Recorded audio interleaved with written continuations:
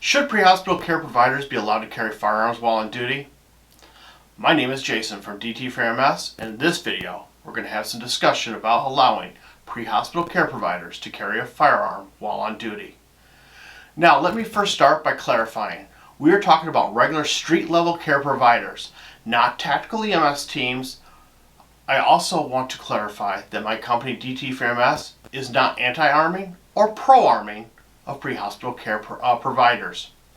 What we say is that you have to answer the following questions before you can make that decision.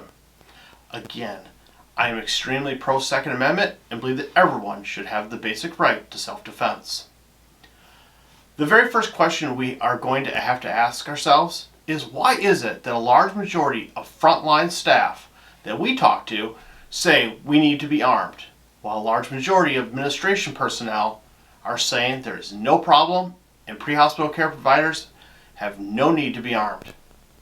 The best I could tell, and this is from presenting our program across the country, is that there is a serious lack of reporting when it comes to violence in healthcare. We as healthcare personnel treat violence as it's just part of the job, making management, who isn't typically out on the streets working with us, extremely disconnected to what we are actually having to deal with on a regular basis. So, how do we bridge the gap between providers and management? We need to first start by setting up a reporting system that captures both actual instances as well as near misses. This reporting system has to be easy to use, and providers have to know that there's going to be no punitive use of this information that's provided. This is the only way that we're going to give management a clear picture of what is happening during the course of your normal shifts. Now back onto arming the providers. My first question is going to be, what kind of training are we going to require for a pre-hospital care provider to be able to carry a firearm while on duty? Is just having a concealed pistol license enough? In most states, this consists of nothing more than a classroom portion that talks about the laws that pertain to carrying a firearm, as well as some small range time, usually consisting of firing less than 100 rounds. This doesn't seem sufficient to me. So here's a list of the questions that I think need to be addressed before we start just issuing everybody firearms. First, are we going to provide shoot or no shoot scenarios for our providers? Are we going to provide training on weapon retention? What to do if your weapon is taken by the offender? How often are we going to qualify with the weapon we are carrying? Is this going to be a department issued weapon? Or can you just carry your own weapon?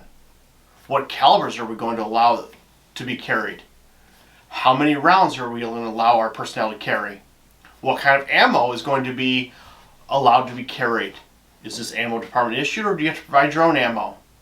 What type of holsters are we going to require this weapon to be carried in? Is it going to be open carry, concealed carry? Or are we going to require level 3 retention holsters like law enforcement?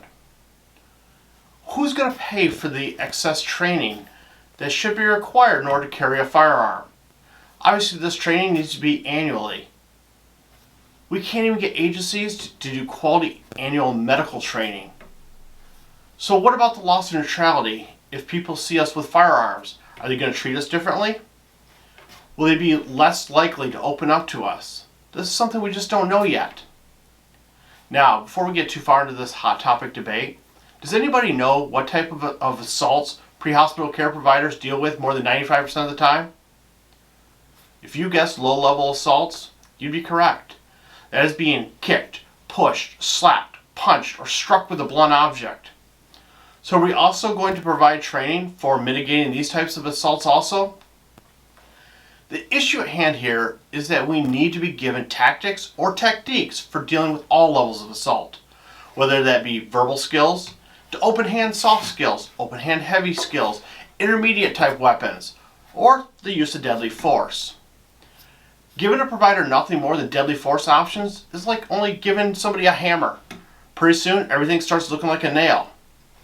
In other words, things that could have been handled without the use of deadly force may become escalated because there was no other options given to us to help mitigate that. But remember, as a healthcare provider, faced with a violent encounter, you will respond. How you respond is based on training or lack thereof it. So in closing, we firmly believe that everyone has the right to defend themselves. But in healthcare, we need more than just deadly force options in our arsenal in order to make pre-hospital care safer for everyone. If you got some value out of this video, please consider hitting the thumbs up button and subscribing, as we're going to be adding content on a regular basis to include product reviews and other stimulating conversations. Until next time, be safe.